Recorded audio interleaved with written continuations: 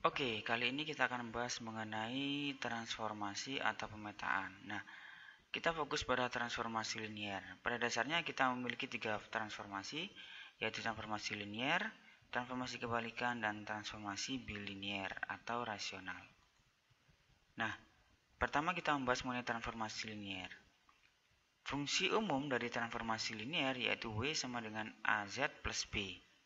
Ya, jadi kita punya suatu titik, kemudian kita transformasi dengan menggunakan transformasi linier W sama dengan AZ plus B.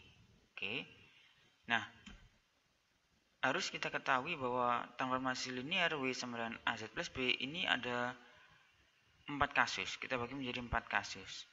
Kasus yang pertama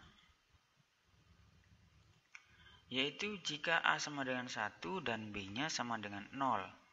Maka ini merupakan pemetaan identitas. Artinya titik ini, titik yang kita punya atau suatu garis atau bidang yang kita punya, ini akan ditransformasi hanya ke bidang W dan bentuk dan nilainya tetap. Kenapa? Karena B-nya sama dengan 0 dan A-nya sama dengan 1. Sehingga transformasi liniernya ini tetap nilainya. Kemudian jika A sama dengan 1 dan B-nya ini sama dengan suatu bilangan kompleks, maka ini sama dengan suatu translasi. Kita geser sejauh B1 searah sumbu X dan B2 searah sumbu Y. Nah, jika B-nya ini sama dengan 0 dan A-nya tidak sama dengan 1, ini sama saja dengan suatu transformasi atau suatu transformasi stretching atau peregangan dan rotasi atau putaran ya. Nah, jika A tidak sama dengan 1 dan B tidak sama dengan 0, ini lengkap sekali. Kita punya stretching, kita punya rotasi, dan kita punya pergeseran atau translasi.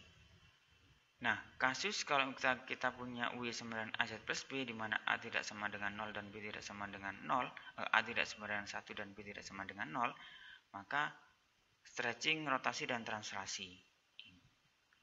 Oke. Nah, sifat-sifat dari fungsi linier. Ini saya skip saja. Oke. Sifat dari fungsi linier kita punya W sama dengan AZ plus B. Maka fungsi W sama dengan AZ plus B ini bisa kita tuliskan menjadi suatu komposisi F, komposisi G dengan GZ sama dengan AZ dan FZ sama dengan GZ. FZ sama dengan Z plus B. Sehingga W sama dengan AZ plus B ini bisa kita tulis F komposisi G. Nah, gunanya apa komposisi ini? Gunanya untuk mengoperasikan mana yang stretching dan rotasi dulu, kemudian pergeseran. Ya. Nah, hanya memudahkan kita untuk melakukan transformasi saja.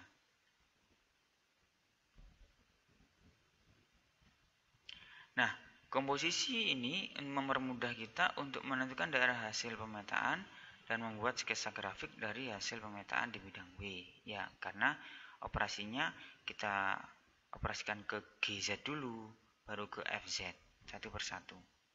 Nah, fungsi GZ sama dengan AZ ini merupakan suatu transformasi rotasi dan regangan. Kemudian fungsi FZ ini merupakan suatu translasi atau pergeseran. Oke, regangan dan putaran. Tadi kita memiliki A tidak sama dengan 1. Kalau A tidak sama dengan 1, maka regangan dan putaran ini pasti digunakan. Nah, fungsi GZ sama dengan AZ merupakan suatu fungsi regangan dan putaran dengan hubungan modulus GZ sama dengan modulus AZ sama dengan modulus A kalikan dengan modulus Z. Dan argumen GZ sama dengan argumen AZ sama dengan argumen A ditambah dengan argumen Z. Ini dari materi pertama ini sudah kita dapatkan. Nah, W sama dengan AZ dengan A sama dengan, kalau kita bisa tuliskan bilangan kompleks A ini juga bilangan kompleks ya. Jadi A bisa kita tuliskan modulus A E pangkat I kalikan dengan argumen A. Dan Z bisa kita tuliskan R kali E pangkat I kalikan dengan theta. Maka W bisa kita tuliskan modulus A kalikan dengan R kalikan dengan E pangkat I theta plus argumen A. Nah, dengan kata lain di sini bahwa transformasi AZ ini merupakan transformasi rotasi sebesar argumen A dan regangan sebesar modulus dari A. Modulus dari A. Nah, jadi kalau kita punya W sama dengan AZ, maka sama saja kita merotasikan sejauh A sudutnya, argumen A, dan kita regangkan sebesar modulus A. Oke. Nah, sedangkan kalau kita punya Fz sama dengan Z plus B, ini merupakan fungsi berikutnya ya. Tadi kita punya W sama dengan AZ, sekarang GZ sama dengan AZ, sekarang Fz sama dengan Z plus B. Maka ini sama saja dengan merupakan suatu pergeseran, di mana pergeserannya sejauh B. B ini bisa bilangan kompleks, bisa B1 plus I, B2, ya. Maka di sini kita bergeser sejauh B1 dengan sumbu X dan B2 dengan sumbu Y. Oke.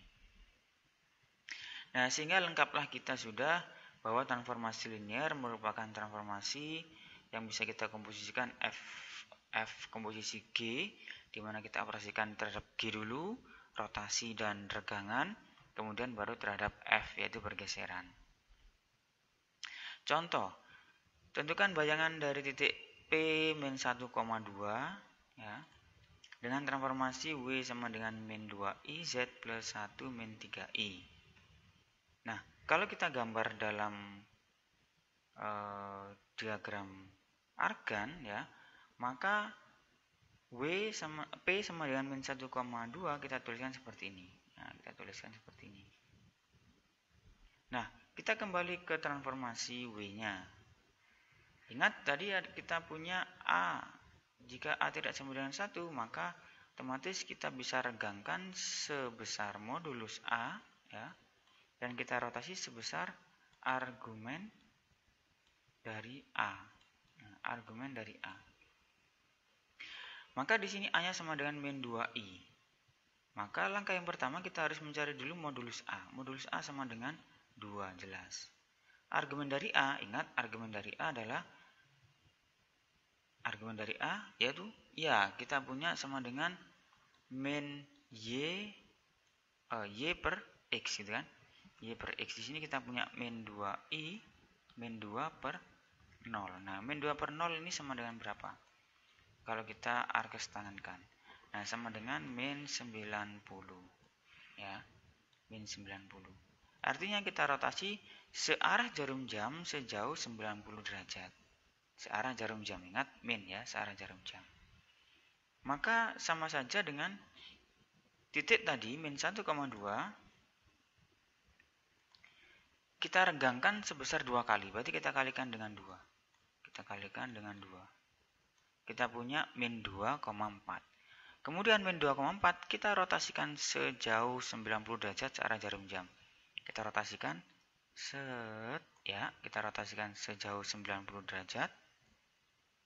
Sejauh 90 derajat ya. Di sini 90 derajat. Maka di sini kita punya 4,2.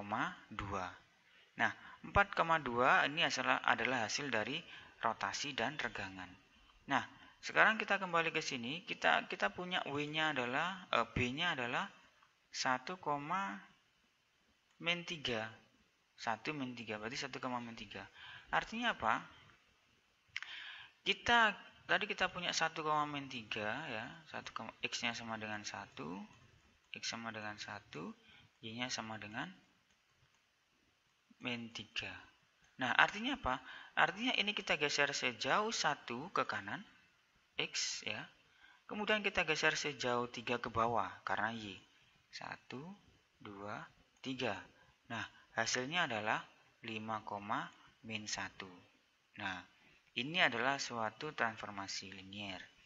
Nah, dari sini kita bisa mentransformasi kalau kita punya suatu garis atau kita punya suatu segitiga. maka kita bisa mentransformasi garis tersebut dengan menggunakan titik by titik, atau kita mengambil dua titik dari garis itu, kemudian kita transformasikan, kemudian kita buat garis lagi. Atau kalau kita punya suatu segitiga, daerah segitiga atau segi empat, kita transformasikan titik-titiknya, baru nanti kita gambar hasil transformasi dari kita hubungkan ke 3 titik untuk segitiga atau ke 4 titik untuk persegi panjang. Oke, ini adalah suatu transformasi linier. Berikutnya nanti kita akan membahas mengenai transformasi kebalikan dan transformasi bilinier. Oke, terima kasih.